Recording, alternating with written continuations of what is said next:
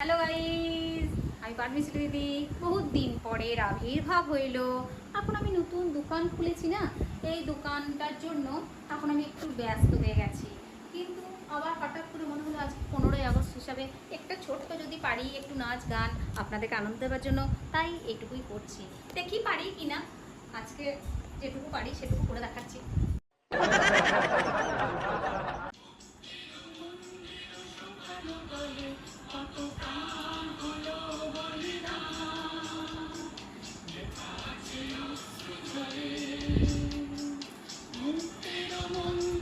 সকালো তলে কত প্রাণ হলো বলিরা, লেখা আছে অশ্রু জলে কত বিপ্লবী বন্ধুর রক্তেরা, বন্দিশালার ওই শিকল ভাঙা, কত বিপ্লবী বন্ধুর রক্তেরা, বন্দিশালার ওই শিকল ভাঙা।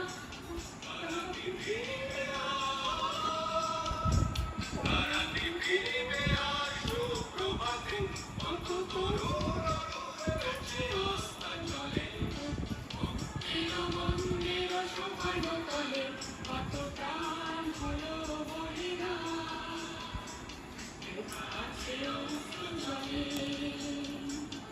মুক্তির মন্দির সোপানো তলে কত প্রাণ হলো বলিরা।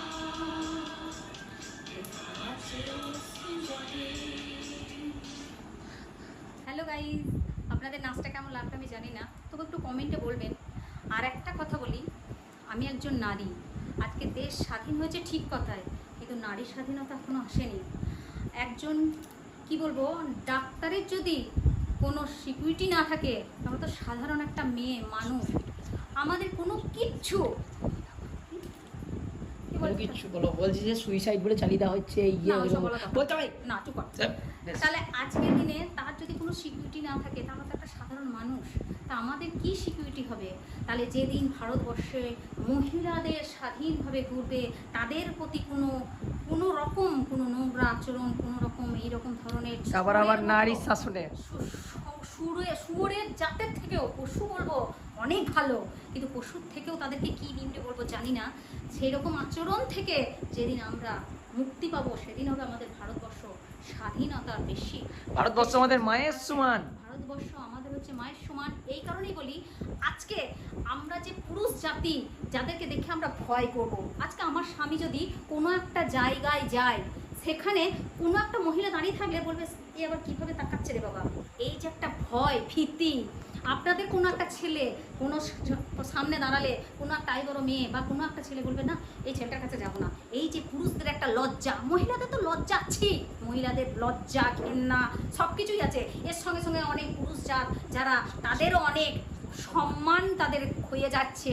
তাই তাদেরকেও বলছি, সবাই হাতে হাত মিলিয়ে, তাদেরও মা বোন, আজকে আমাদের হয় নাই, অন্যজনাদের হয়েছে বলে সেটাকে মেনে নিচ্ছি, আজ মিছিল করছি, আজ এই করছি, কোনো প্রতিবাদ হচ্ছে না।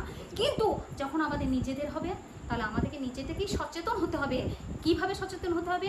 কিছুটা অন্তত বাচ্চাদেরকে, ছোট থেকে বড়দের পর্যন্ত হয়তো তাদেরকে বোঝানো যাবে না, কিন্তু ছোটোদেরকে আমরা পারি বোঝাতে কিছুটা, যে আজ এই করো ওই করো, মানে কোনো নোংরা দেখাশোনা, কোনো তাদের সামনে কোনো গালিগালাজ বা কোনো টিভিতে কোনো অ্যাড কী দিচ্ছে, মোবাইল তারা ঘাঁটছে, মোবাইলে কী দেখছে, এগুলো সতর্কতা করার জন্য বলা, বা তাদেরকে একটু ভালোবেসে কথা বলা, ভালো কিছু দেখানো, ভালো জিনিস করা, যেটা আমরা ছোট থেকে তাদেরকে শিক্ষা দেওয়া হয়।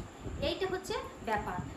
আরও অনেক কিছু, নারীদের সম্মান যাতে হয়, নারীদের সম্মান, ছোটদেরকেও সম্মান করবে। কিন্তু কোনো ছোট ছেলে যদি কোনো একটু দাদা ঘেঁষা কি একটু পুরুষ ঘেঁষা হয়, মা বাবারা তারা লক্ষ্য করবে, কিন্তু কেন ঘটছে, কেন করছে, এগুলোও আমাদেরকে দেখার দরকার।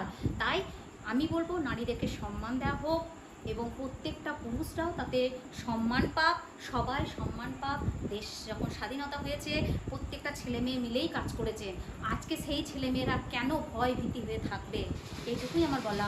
নমস্কার, আপনারা লাইক, শেয়ার, সাবস্ক্রাইব। গাইস, আমি বলতে চাইছি যে যেটা বলা হচ্ছে, আমাদের ছোট থেকেই ছোট ছেলেদের, যারা বাচ্চা একেবারে, তাদেরকে আমাদের শেখানো কি, আমাদের কালচারটা কি।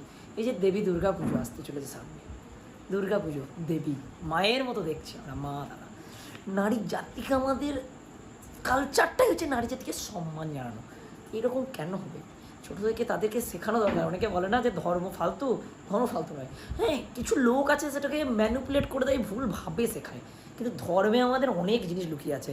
এই যে আমাদের ধর্ম শেখায় নারীদের সম্মান করো, সরস্বতী দেবী, লক্ষ্মী দেবী, দুর্গা দেবী, তারপরে যে কত রকমের দেবী আছে, আমার তো অত নামে খেয়াল নেই, সব ভগবানই প্রায়শই দেবী।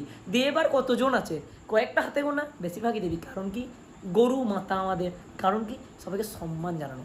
নারীদেরকে আমি সম্মান করি, আমরা সম্মান করি, এটাই আমাদের কালচার। এটা দয়া করে কেউ ভুলে যেও না। কিছু কিছু ছেলেদের জন্য আমাদের পুরুষদের সম্মান নষ্ট হচ্ছে, এটা আমরা মানতে পারবো না। আর একটা কথা বলি, এর যারা যেদিন শাস্তি পাবে সেদিনই আমরা মানবো।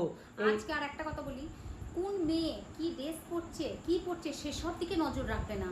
সে আমার বোন, সে আমার মা, সে আমার আজকে যে জায়গাটা ছেলেরা তো ড্রেস পরছে, তখন দোষ নাই, মেয়েরা তো ড্রেস পরতেই পারে। যে জায়গাটায় দাঁড়িয়ে আছি, ভারত মাতা যেটা দাঁড়িয়ে আছি জন্মভূমি, সেটাও কিন্তু মেয়ে।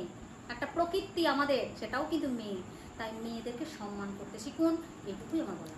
মানে শিখুন বলতে শেখান বাচ্চাদের। নমস্কার, আমরা জানি আপনারা সবাই শেখান, ওইটা উদ্দেশ্য নয়। আমরা হচ্ছে ছোটো থেকে যদি সে শিখতে পারে, এটা আরও বেশি করে জোর পায়, পড়াশোনার থেকে বেশি জোর যেন সমাজ থেকে গড়ে তুলতে পারে, তাহলে এরকম ঘটনার ভবিষ্যতে ঘটবে না, এই জানোয়ারগুলো চলে যাওয়ার পরে। নমস্কার।